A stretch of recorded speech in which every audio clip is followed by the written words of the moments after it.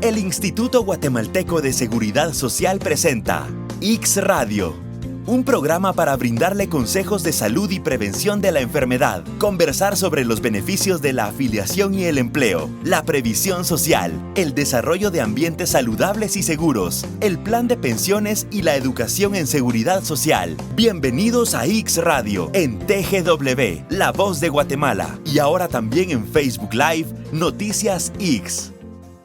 ¿Qué tal amigos? ¿Cómo están? Bienvenidos a una edición más de X Radio. Gracias por acudir a la cita semanal. Gracias por escucharnos en TGW y también si nos acompañan en el Facebook Live de Noticias X y en el de TGW. Para nosotros es un gusto presentar a la licenciada Andrea Monteagudo, nutricionista en el Hospital de Gineco-Obstetricia en el Ix de Pamplona. Licenciada, mucho ¿cómo gusto. está? Bien, gracias. Un gusto estar aquí con ustedes compartiendo en el Día Mundial de la Diabetes. El gusto es nuestro. Gracias por acompañarnos en un tema que es preocupante, es de actualidad y hay que abordarlo y prevenirlo. Hoy hablaremos de educación para proteger el mañana en conmemoración del Día Mundial de la Diabetes. Licenciada Monteagudo, nutricionista, pues sí, obligada a la pregunta.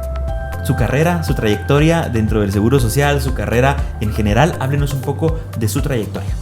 Yo soy egresada de la Universidad de San Carlos como nutricionista y tengo una maestría en nutrición de la USAC también. Muy bien. Tengo ya casi 11 años de trabajar en el Seguro Social atendiendo a embarazadas. Estoy como dijo, en la unidad de gineco-obstetricia y siempre cuando los médicos me refieren pacientes, pues las atiendo. Usualmente son embarazadas con alguna complicación durante el embarazo, dentro de la cual está la diabetes. Muchísimas gracias. Vamos en orden del contexto de este programa. ¿Por qué se conmemora el Día Mundial de la Diabetes y también dónde cobra tanta relevancia esta enfermedad? El Día Mundial de la Diabetes lo estipuló la Organización Mundial de la Salud en el año 1991, a partir de que aumentaron los casos, la incidencia aumentó a nivel mundial. Entonces, para concientizar a la población acerca de que es una enfermedad crónica que puede ser prevenible si se tienen adecuados hábitos alimentarios y estilos de vida. La fecha se escogió en conmemoración al descubrimiento de la insulina, que fue por estas fechas en el año 1921. A eso se debe. En pocas palabras o en términos para que todos nos quede muy claro, porque muchos no lo tenemos claro del todo, ¿qué es la diabetes? ¿Cómo sucede? ¿Y qué pasa cuando antes yo recuerdo que era un asunto de los abuelos tienen diabetes o los tíos grandes son diabéticos, pero ahora cada vez más gente de 30, 28, 35 años es diabética? Exactamente. La diabetes es una enfermedad crónica metabólica, aunque hay varios tipos de diabetes, pero lo más común y en donde la Organización Mundial de la Salud se percató de que estaban aumentando los casos eran en diabetes por factores ambientales. Entonces la diabetes es una enfermedad metabólica crónica donde la insulina tiene defecto en su secreción. Entonces pues los niveles de glucosa en la sangre se ven elevados, ¿verdad? Okay, eso es básicamente. La diabetes es la falta de insulina. La falta o algún defecto en la secreción de insulina. Ah, ok. Y eso hace que los niveles de glucosa suban. De hecho, a todos se nos sube la glucosa cuando comemos carbohidratos. La cuestión es, o azúcar o harinas refinadas, son carbohidratos. La cuestión es que tienden a bajar porque las personas que no tenemos diabetes, la insulina pues sí está secretando y está funcionando bien. Entonces se almacena en las células de la manera correcta. La cuestión es cuando no está funcionando adecuadamente la insulina y eso se debe a varios factores, por ejemplo obesidad, sobrepeso, que esos vienen asociados a falta de actividad física, alimentación inadecuada, ¿verdad? Eso es básicamente lo que sucede con la diabetes. Y hay varios tipos, ¿verdad? La tipo 1, 2 y gestacional. Entonces, en cuanto a la consulta que yo brindo en gineco-obstetricia, son embarazadas que pueden desarrollar diabetes gestacional. La gestacional se desarrolla en el embarazo por muchos factores. Pueden ser factores genéticos, pueden ser factores que empezaron el embarazo con obesidad o con sobrepeso y pues mantienen estos malos hábitos. Entonces la insulina pues deja de secretarse, tiene algún defecto en su secreción. Entonces ya sea que reciban insulina o no, pero ya es una diabetes gestacional. Como dato general, la insulina se produce en el páncreas, ¿no? Exacto. Sí, es una hormona. Es una hormona. Ajá. Y que tenga la mamá diabetes no quiere decir que el bebé vaya a tener diabetes, porque la insulina del bebé pues está secretándose, está bien, ¿verdad? Es solo la mamá. ¿Y es de alto riesgo? ¿Implica complicaciones para el parto el hecho de que la madre desarrolle diabetes en el embarazo? Sí, implica complicaciones. Usualmente son bebés macrosómicos. Y ¿qué significa esto? Son bebés muy grandes al nacer. Entonces usualmente son cesáreas. Y al tener al bebé, pues usualmente puede haber una hipoglicemia o lo contrario. O sea, sí tiene que estar súper controlado. Es un embarazo con una complicación, ¿verdad? Es un embarazo con una complicación. Muchísimas gracias, licenciada. Hablemos de las acciones que realiza el ICS para apoyar el Día Mundial de la Diabetes. ¿Cómo lo abordan? Porque más que un día conmemorativo es, digamos, un conjunto de acciones que hacen todo el año, ¿no? Porque es complicado el tema. Pues en todo el año, pues en la consulta, parte de la consulta que damos es no solo dar el plan de alimentación, que consiste en un menú adecuado a la persona, con gustos, preferencias, disponibilidad de alimentos, y también educación alimentaria y nutricional, que es la clave de todo, ¿verdad? Porque al final van a dejar de llegar conmigo o van a dejar de ir con el nutricionista con el que vayan en cualquier unidad y van a estar solas. Y después del parto, pues no es que sea otro tipo de alimentación, es solo que las mamás creen que por la cultura, ¿verdad? Que hay ciertos alimentos que pueden y no pueden comer. Entonces es importante darles seguimiento. Yo no les puedo dar porque yo no las continúo viendo después del parto. Claro. Pero en las periféricas muchas de ellas continúan, sobre todo aprendiendo cómo la lactancia también beneficia a resolver una diabetes gestacional, porque dicho sea de paso, la diabetes gestacional se puede resolver después del parto. O sea, hay una ¿Se puede resolver? Se puede resolver y no se puede resolver, o sea, dependiendo. No es así como que todos los casos se van a resolver, pero sí, muchos de ellos se pueden resolver si siguen las recomendaciones médicas y las recomendaciones nutricionales. Muchas gracias, licenciada. Y ahora hablemos de las causas, pues ya las vimos: alimentación, vida sedentaria y ese tipo de hábitos que son dañinos. Pero hablemos digamos, ¿es posible prevenir la diabetes si mis padres son diabéticos? ¿Es posible? ¿Tengo una historia en la familia? ¿Es posible o no? Sí, es posible. De hecho, eso tiene un nombre, se llama epigenética. Es cambiar la genética a través de hábitos, ¿verdad? Por ejemplo, hay personas que tienen abuelos, bisabuelos con diabetes, pero ellos tienen un peso adecuado, tienen una alimentación adecuada, y pues sus niveles de glucosa en sangre son normales y nunca desarrollan diabetes. Y ahí está el caso donde ningún familiar tiene diabetes, pero la persona no hace ejercicio, no consume agua, tiene una mala alimentación,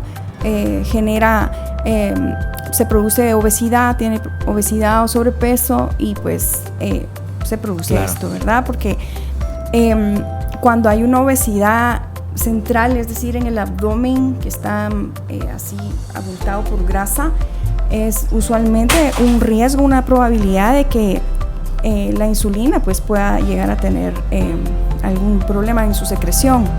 Muchísimas gracias. Ahora hablemos ya nos había mencionado los distintos tipos de diabetes. Podemos platicar un poco del tipo 1, tipo 2, el gestacional. Claro. El gestacional pues ya lo abordamos, pero el 1 y el 2, ¿cómo sucede? El 1 se conoce como diabetes juvenil. Eso empieza a temprana edad, esa sí es genética. Ahora el tipo 2 es una diabetes que se ha visto, que fue lo que vio la Organización Mundial de la Salud, que a partir de los 40 años las personas comenzaron a mostrar niveles altos de glucosa en sangre. Entonces ahí fue donde comenzaron a tomar acción, ¿verdad?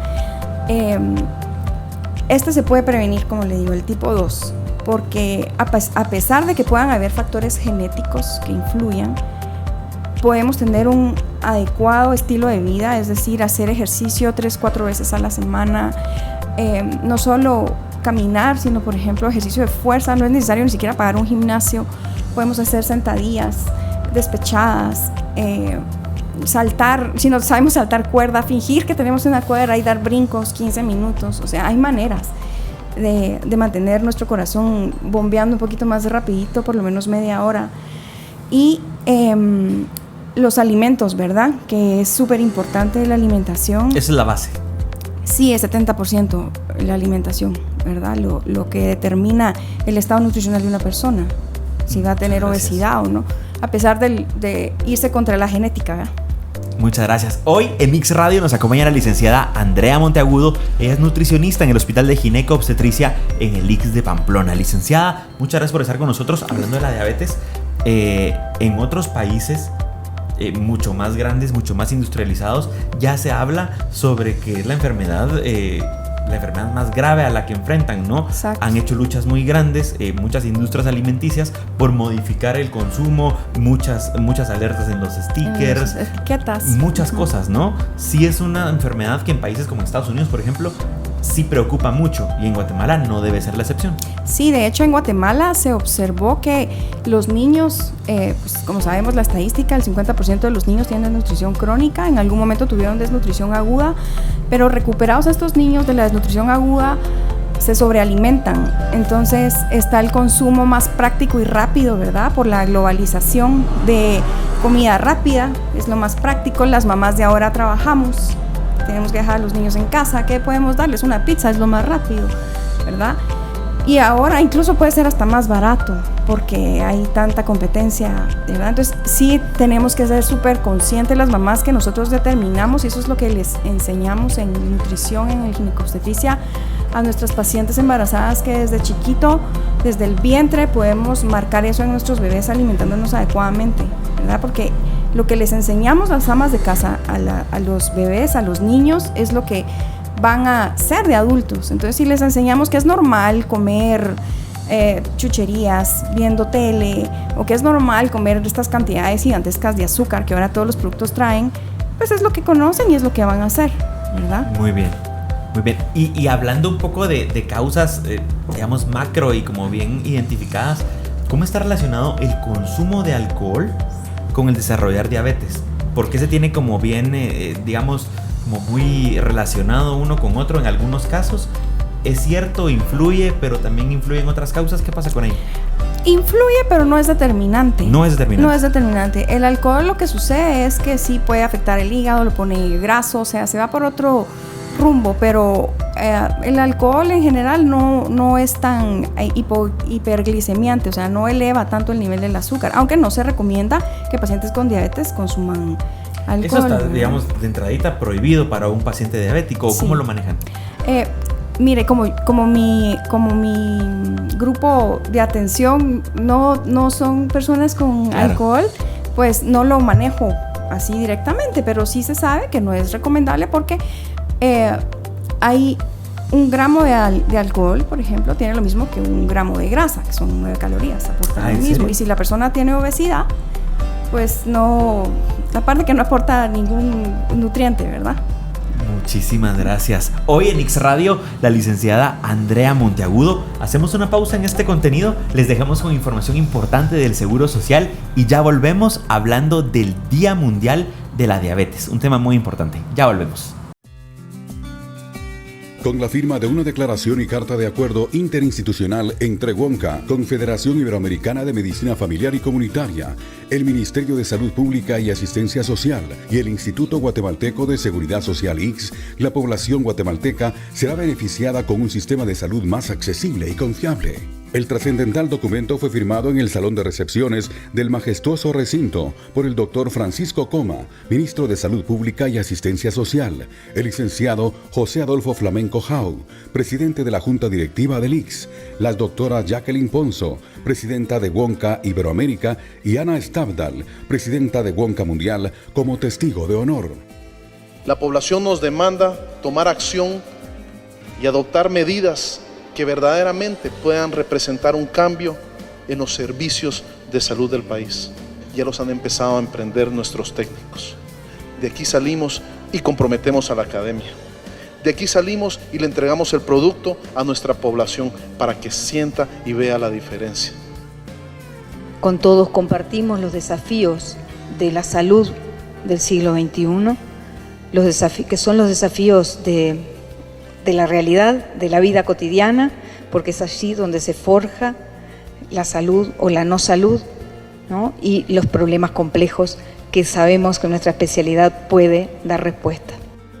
Si nosotros nos comprometemos a trabajar para que este cambio, para que la implementación de la medicina familiar y comunitaria en Guatemala sea una realidad, estoy seguro que sí, estaremos haciendo historia y dejando un legado al país.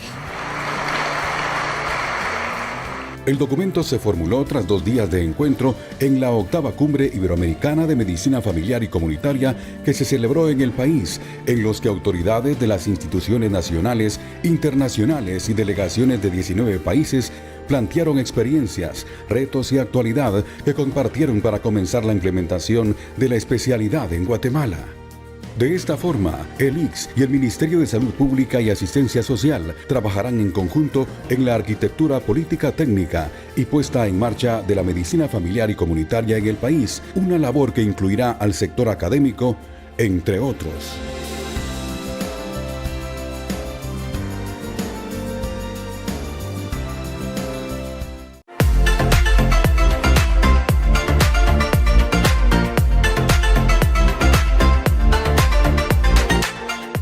Como parte de la familia ICS, esto es verdaderamente un orgullo. Que el ICS forme su propio recurso humano, un recurso humano tan valioso. La atención de los hospitales requiere de un equipo integral, de los cuales la gente de auxiliares de enfermería es parte vital e importante. Aquí termina la graduación, el año de formación, pero comienza toda una vida de retos, donde van a descubrir su verdadera profesión, su verdadera vocación y se enfrentan día a día al paciente. El paciente, como ustedes bien saben, de los primeros contactos que tienen los hospitales es la gente de enfermería y con la formación cálida, con la formación integral, creo que vamos a tener un buen recurso en todas nuestras unidades hospitalarias. Los alumnos que se graduaron el día de hoy fueron 71 y son 64 señoritas y 7 caballeros. Su formación es integral. Empezamos desde darles una orientación general sobre lo que es enfermería, posteriormente a lo que es médico quirúrgico, atención médico quirúrgico en los servicios de medicina, cirugía, sala de operaciones de las diferentes unidades asistenciales, pero especialmente nos brindan el ICS de la zona 9. Posteriormente pues realizamos lo que es la teoría y esta fase es relacionada a la atención a la madre y al neonato. En los 3 niveles de atención también brindamos atención de enfermería, tanto en la comunidad.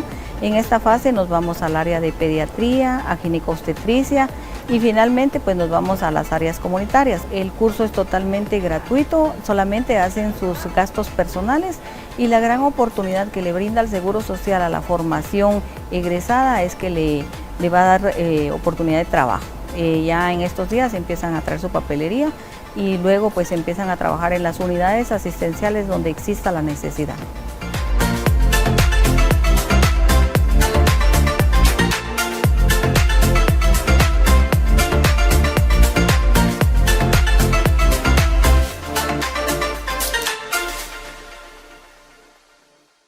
Gracias por continuar con nosotros en Ix Radio. Hoy, hablando del Día Mundial de la Diabetes, nos acompaña la licenciada Andrea Monteagudo, nutricionista del Hospital de Ginecobstetricia en el Ix de Pamplona. Gracias por estar con nosotros. Un gusto.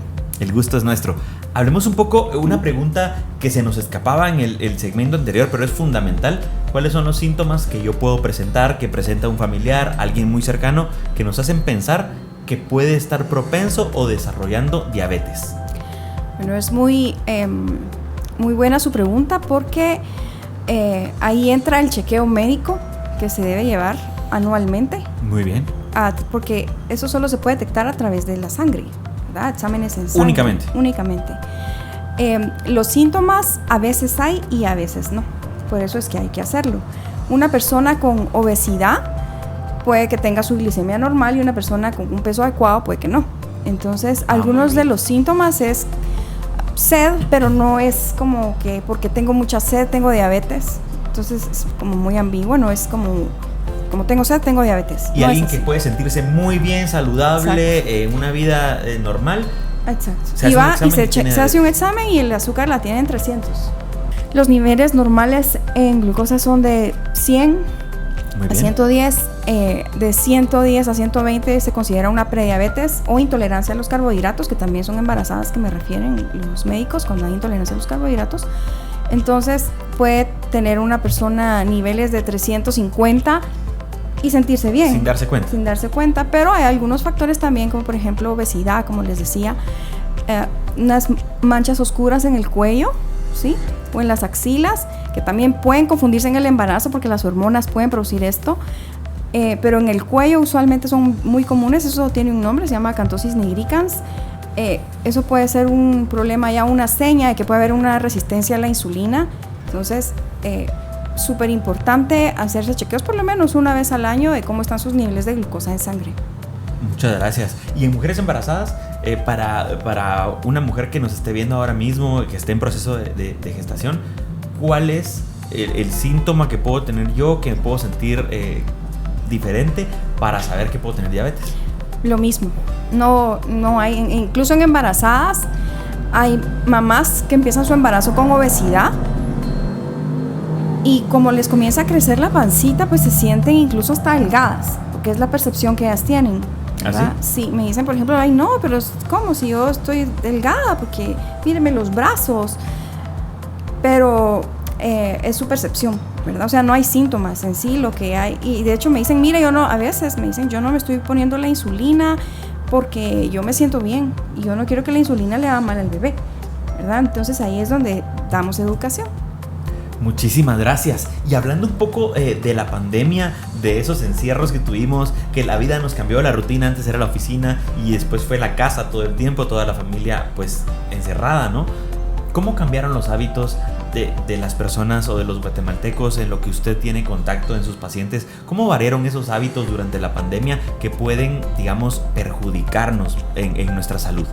Sí, cambiaron mucho porque el encierro les generó ansiedad, ¿verdad? La ansiedad genera que consuman más que todo carbohidratos refinados porque es lo que sacia en el momento, pero eso es un círculo vicioso porque al consumir carbohidratos refinados secretamos insulina, la insulina es sinónimo de inflamación y la insulina bloquea, por así decirlo, pierde control y entonces al ratito tenemos hambre otra vez porque la insulina da hambre. Eso es un buen signo, la insulina da hambre, eso es una buena información. ¿Cómo así? No buen signo, sino buena información que tenemos que saber que la insulina... Sí, porque por ejemplo cuando nos inyectamos insulina, los pacientes refieren que aumentan su apetito, ¿verdad? Interesante. Entonces cuando nosotros comemos nos pasa lo mismo, pasa que no nos la inyectamos, la secretamos, entonces nos da hambre otra vez al ratito. Entonces otra vez secretamos insulina, entonces es un círculo, ¿verdad? Del cual nos salimos. Ajá, entonces entre menos trabajo le demos a la insulina, entre menos secreción de insulina tengamos, es mejor. Porque la insulina se asocia, la secreción de insulina excesivamente, se asocia justo con obesidad y con diabetes, ¿verdad? Muchísimas gracias. Y hablemos de las edades, ¿no? Ya habíamos platicado antes que ahora el rango es mucho mayor, sí. Pero hablemos un poco de en qué edades afecta la diabetes a los pacientes que usted tiene contacto. Bueno, embarazadas, desde embarazadas juveniles, ¿verdad? 16 años, 21 años, no hay edad. ¿verdad? No hay edad. No hay edad. Sí, si hay malos hábitos o genética no muy a favor, podemos desarrollar diabetes, ¿verdad? Por eso es súper importante tener una alimentación adecuada, que es muy general, porque, o sea, sí hay que tener una alimentación adecuada, pero cada quien cree lo que... Exactamente. Lo que piensa que está bien, ¿verdad? Por ejemplo, no, pero si yo desayuno un tamal y 3 franceses y piensan que eso está bien, ¿verdad? O alguien dice, no, si yo solo me como una manzana. Pero cada persona es distinta y sus requerimientos son diferentes. Por ejemplo, en el embarazo no es igual a como cuando uno está embarazada. Entonces, siempre es importante ir de la mano con un profesional guiándolo en la alimentación. Y es que es importante también abordarlo de dos maneras. A nuestros hijos dependen completamente del régimen que nosotros estemos brindando. Ya en la pausa hacían preguntas sobre ¿les estoy dando algo bien? ¿No les estoy dando algo bien? ¿Qué recomiendan? Digamos que qué señales o qué indicadores debemos buscar para darle a nuestros hijos o para alimentarlos sanamente? El INCAP tiene una olla familiar donde es como una pirámide de alimentos, pero aplicado a Guatemala. Se incluyen alimentos de la región y está como una pirámide, pero en una olla, ¿sí? La olla familiar se llama. Olla familiar. Entonces, se pueden basar en esto, ¿verdad? En esa olla familiar, pero les puedo dar un poco de información general. Por ejemplo, carbohidratos refinados son todas las harinas refinadas, por ejemplo, panqueques, fideos, pastas, galletas, dulces como tal, o sea, un dulcito que yo me meto a la boca, un bombón. Ahora que las barras de granola o las granolas traen mucho azúcar. ¿Cuánto es mucho azúcar? Mucho azúcar son más de 5 gramos. Las etiquetas deben de reportar menos de 5 gramos para que un alimento, digamos, que no está tan alto en azúcar. Muy bien. Y en las etiquetas nutricionales también hay que aprender a leerlas, porque entre más ingredientes tenga un producto comercial, más procesado es, y entre más procesado, pues no es saludable, ¿sí? Muy bien. Entonces, por ejemplo, un cereal de desayuno empieza con arroz. Ajá. Es el ingrediente que más tiene, arroz. Después sigue azúcar, es el segundo ingrediente que más tiene. Y el último es el que menos tiene. Y aparte aparecen, ahí figuran como 25, y de los cuales la mitad no los entendemos. Entonces, ese no es un producto saludable. Pero, por ejemplo, compramos una bolsa de avena, el ingrediente avena, solo es un ingrediente. Ese sí es un buen alimento. indicador. Y los 5 gramos de azúcar que le digo, porque, por ejemplo, podría mencionar lo mismo con un yogur. Los yogurts tienen... Hay un mar de yogurts, ¿verdad? Entonces, veamos que no tengan más de 5 gramos de azúcar y que no tenga tanto ingrediente. Por ejemplo, los que ya traen cerealitos encima, ¿verdad? O sea, a lo mejor es un yogur natural, pero con el cereal, pues ya iba el azúcar, ahí ya no. Muy bien. Debemos ir cuidando ese tipo de cosas e informarnos. Sí, exacto, porque no estamos en otro planeta, o sea, es la vida real. No podemos dejar de consumir productos del supermercado, ¿verdad? Entonces hay que aprender a consumirlos. En cuanto a las tortillas, que es parte de nuestra alimentación cultural, también pues mucha gente no se puede comer más de 2. La tortilla de maíz. Sí, la tortilla de maíz. Son 2 la recomendación. 2. Del tamaño de la palma de mi mano, ¿verdad? Y por ejemplo, arroz, media taza. Frijol, media taza, que el frijol no solo es carbohidrato, también es proteína y tiene hierro, tiene muchos beneficios. 2 veces al día podríamos comer frijol, media taza. ¿verdad? Media taza. La clave también está en la medida, ¿no? Exactamente. Y en la combinación, porque por ejemplo si comemos 2 tortillas de maíz, 1 taza de arroz, 1 taza de frijol, plátano cocido, o sea, plátano, papa, yuca, camote, elote, eso no es verdura, es carbohidrato. Tiene almidón y nos sube. Vamos a secretar insulina cuando comamos esto. Entonces, siempre hay que empezar comiendo proteína. Proteína es cualquier alimento de origen animal, por ejemplo, pollo, pescado, res, huevos, leche descremada, ¿sí? Y también está el asunto de los atoles. Ajá. Los atoles en el embarazo, me doy cuenta yo en mi diario vivir que los atoles, las embarazadas culturalmente, o sea, para estar bien nutrida una embarazada tiene que tomar atoles. Y eso se cree. Eso se cree. Sí, eso se cree. Pero en realidad el atol lleva azúcar, ¿verdad? Y el atol lleva carbohidrato con el que, por ejemplo, si es un atol de trigo, no voy a decir marcas, o si es una mezcla vegetal de maíz y soya, pues ahí va el maíz. Entonces las señoras no comen y lo que se basa en su alimentación en un atol, que lo único que va a hacer es subirlas de peso, no cubre los requerimientos de proteína ni de micronutrientes que creen que cubren, porque tiene vitaminas, importante, ¿verdad? Pues sí, tiene que tomar sus prenatales. Y aparte, como le digo, lleva azúcar. Y no es como que en nuestra cultura le pongamos una media cucharadita, ¿verdad? O sea, le ponemos una taza o una olla, claro, ¿verdad? Entonces, obesidad segura, secretamos insulina, ahí va la diabetes entrando, ¿verdad? Y para los pacientes diabéticos, licenciada, ¿cuáles los alimentos que deben consumir? ¿Cuál es la dieta recomendada?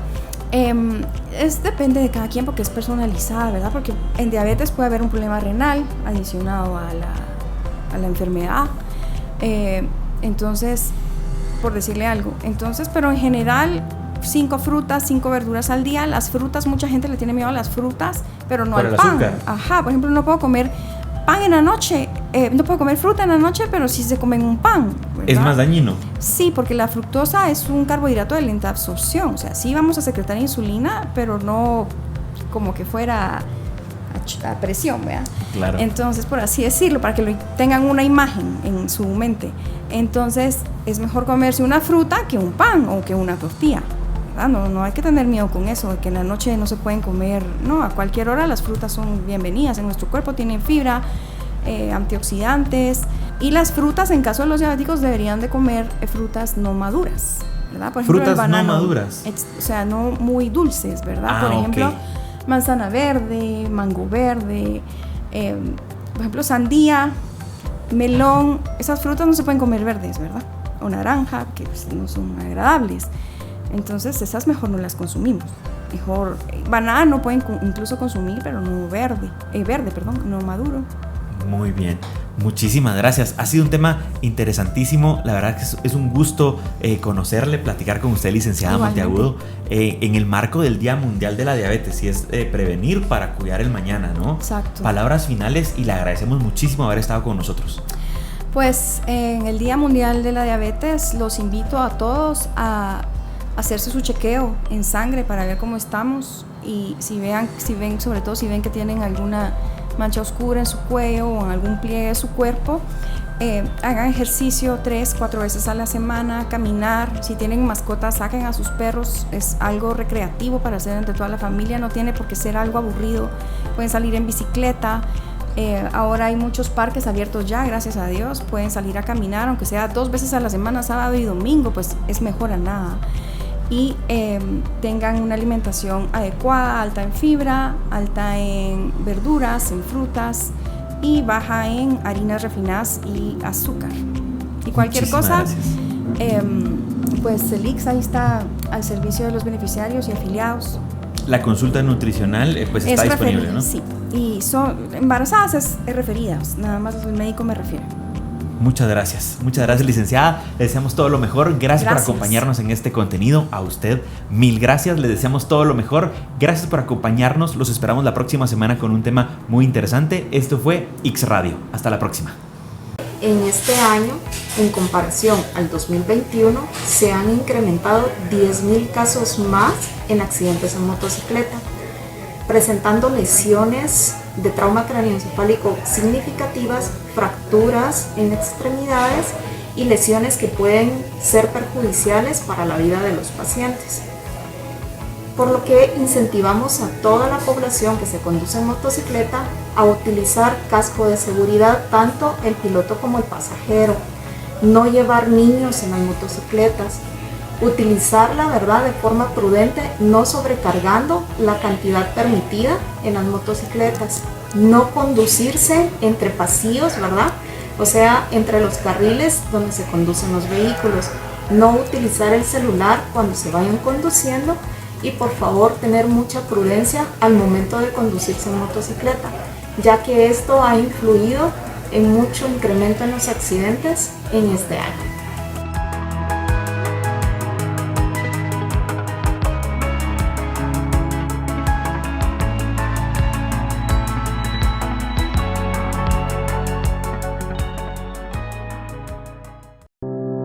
La seguridad social también está en la radio, un programa que los afiliados, pensionados y derechohabientes del ICS deben sintonizar. Permita que especialistas ingresen a su hogar a darle consejos de prevención en salud y le informen de todos los servicios que se ofrecen. Conozca el programa previsional contra riesgos sociales, las prestaciones económicas, los ejes de la política preventiva y todos los beneficios para los patronos y trabajadores que se adhieren al régimen de la seguridad social. ICS Radio, jueves 20:30 horas por Radio TGW 107.3 FM y en Facebook Live.